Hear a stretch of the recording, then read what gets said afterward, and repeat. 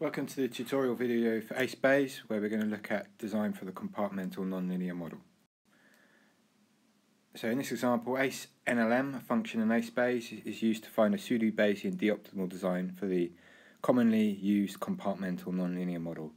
So for more details on this example, see section 4.1 of the ace-Bayes vignette, which is currently available in archive. So in ace-Bayes, a nonlinear model assumes the following distribution for each response yi. So yi is assumed to be independently normal, mean given by this function mu, and variance sigma squared. So mu is a nonlinear function of parameters theta, and there's p of those, and also xi, which are the design variables, and there'll be k of those. Xi denotes the design variables for the ith run, and we have 1 up to n runs. And sigma squared is the response variance, and this is assumed to be not of interest. So the PK or thermokinetics experiment typically involves, for each run, I equals 1 up to n, introducing a fixed amount of drug into the body at time 0, and then measuring the amount of drug yi remaining in the body at a series of time points t1 up to tn, and this vector of time points is going to be denoted by d. And it's assumed that each of these time points is in the period 0 to 24 hours. So compartmental models are commonly used in pharmacokinetics applications. So here it is assumed that the function mu of parameters and design variables, which in this case is time t, is given by this equation here. This depends on 3 parameters, theta1, theta2 and theta3, so p is equal to 3. And as I said, there's only one design variable, so k equals 1, and the design variable is equal to the time t. So a pseudo-Bayesian D-optimal design is a design that maximizes the following objective function u of d. So you take the log determinant of the Fisher information matrix I, and we take the expectation of that with respect to a prior distribution for the parameters. In a nonlinear model, the Fisher information can be written as follows. It's just the outer product of the derivative of the mu function with respect to the parameters, sum that over the number of runs, and then divide by the response variance. So we need to set up the type of experiment. So first of all, we need to specify the prior distribution on the 3 parameters. So following this paper here, which is in technometrics, we assume independent prior distributions for the first 2 elements of theta, so theta1 and theta2, they have uniform distributions, and actually we assume a prior point mass for theta3. And also following the Gottwald paper, we assume that it's going to be n equals 18 sampling times. So to use acenlm to find a pseudo-Bayesian design for the compartmental model, we first of all we specify a seed for reproducibility. We then specify the number of sampling times n, number of design variables k, and the number of parameters p. We then generate a starting design called start.d. We just generate this as being a Latin hypercube sample with n rows, k columns, and we multiply by 24 to scale all the elements to the interval 0 to 24. To use acenlm, we first of all need to also name the columns of this starting design, so we just name them t. And here we can see the first 6 elements of the starting design. So recall that the objective function to find a pseudo-Bayesian design is given by capital U, and this is the expectation of the log determinant of the Fisher information matrix with respect to a prior distribution.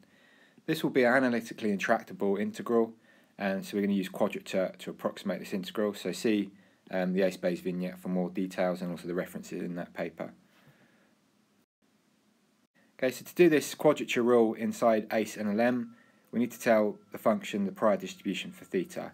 So acenlm supports uniform and normal prior distributions when using quadrature. We've got a uniform prior distribution, so to specify this, we need to let prior be a list which has one element called support, which is a matrix where the rows specify the lower and upper limits for each element of theta. So first of all, we specify the lower limits for theta1 and theta2 and the upper limits for theta1 and theta2. We then create an object called prior, which is a list with one element called support, and it will be a matrix with the First row being elements of A1 and A2, and then also the prior point mass for theta 3, and then correspondingly the second row will be upper limit for theta 1, upper limit for theta 2, and then also the prior point mass for theta 3.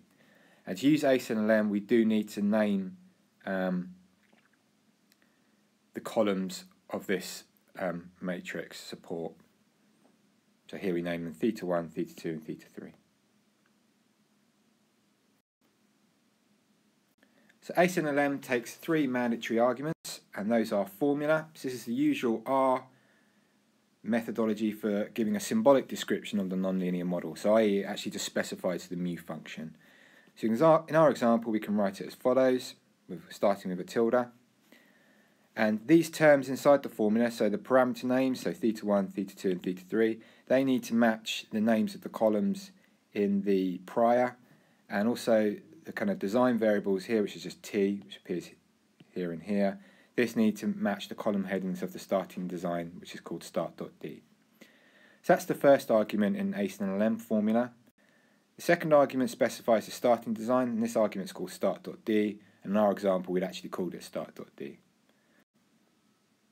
The last mandatory argument is called prior, which self-explanatory specifies the prior distribution for theta. And we're using quadrature, and we specify the uniform prior using the object we created a couple of slides ago called prior. Okay, so we now call acenlm with the mandatory arguments given in the last few slides, and we also specify, we use two of the optional arguments, lower and upper, just to describe the endpoints of the design space, which was 0 hours and 24 hours. So we call acenlm here using formula, start.d, prior, and then the lower and upper, and we call this object x411. So acenlm will return a list of class ACE, so x411 is an object of class ACE. We can use this object to access the phase 1 and phase 2 designs as follows. So here's the first 6 elements of the phase 1 design, and likewise for the phase 2 design, they haven't been ordered. There does not seem to be much difference between those two designs, at least based on the first 6 rows. However, we can compare them formally using relative pseudo-Bayesian D-efficiency. This is defined as being the difference between the expected log determinant of the Fisher information matrix for the two designs divided by the number of parameters exponentiated multiplied by 100. So we've developed in AceBayes a method called assess, which in the case of pseudo-Bayesian designs will calculate the pseudo-Bayesian D-efficiency between the two designs. So here we use the assess function. The first design is just going to be the phase 2 design. In this case we just have to put in x411, and then we're going to compare that explicitly to the phase 1 design. Here you can see the two values of the expected log determinant of the Fisher information matrix for the two designs, slightly higher for the phase 2 design when compared to the phase 1 design, and it's also given us the relative D-efficiency. So you can see the benefit of using phase 2 of the ACE algorithm to consolidate sampling times in this case. Gives us a slightly more efficient design. Okay, so we can also compare the designs in terms of the number of unique sampling times. So the phase 1 design had 18 unique sampling times, and you can see that actually phase 2 has consolidated the design into 13 unique sampling times, so we do repeats sampling a certain number of times. Okay, so moving on, often in PK experiments there are constraints on the minimum time between successive sampling times. So in such experiments, the ordered sampling times, so T1 up to Tn, where the 1 and up to n is in brackets, should satisfy the following constraints. So the minimum distance between any two sampling times must be greater than c, or be at least c. So the idea of using constraints in this way for these kind of PK experiments was first kind of considered in Ryan et al. And then was also considered in the ACE paper. So these constraints can easily be incorporated into phase 1 of the ACE algorithm using the limits argument. So in phase 1, the candidate design is chosen by replacing the current coordinate, which in general is xij, by the value that maximises the GP predictive mean. This maximisation is achieved by choosing the point with the largest predictive mean from a fine grid of points. And this will typically be on an interval defined by the arguments in ACE or acenlm called lower and upper. Alternatively, what we can do is specify an argument called limits, and this is a function which actually generates this fine grid of points, and it means we can incorporate multivariate and dynamic constraints on the design coordinates. So the limits function must have 3 arguments: d, the current design, and an I and j which specify the current coordinates. So I is specifying the kind of run number, and j is specifying the factor or variable number. So the function should return a grid of points satisfying the constraints for the current design and then the coordinate. So we're going to let the constraint be, as we had on a couple of slides ago, and we're going to let c be 0.25, and as we're in hours, this means that successive sampling times has to be at least 15 minutes apart. So here's our limit function. You'll see it won't depend on j, because in our case we've only actually got one design, k equals 1 design variable, so j is irrelevant. And you can see that this function will return a grid which actually kicks out any points where successive sampling times are within 15 minutes or 0.25 hours of each other. Okay, so we basically recall acenlm. We have the same formula argument, same starting design, same prior, same arguments for lower and upper. We've now included the limits argument. We also specify that we don't want any phase 2 iterations, so n2 equals 0. And the reason for this is that we don't want to consolidate sampling times, because that won't actually be allowed under the constraint, because we have 2 repeated sampling times and then they're separated by 0 hours. So that would not satisfy the constraint.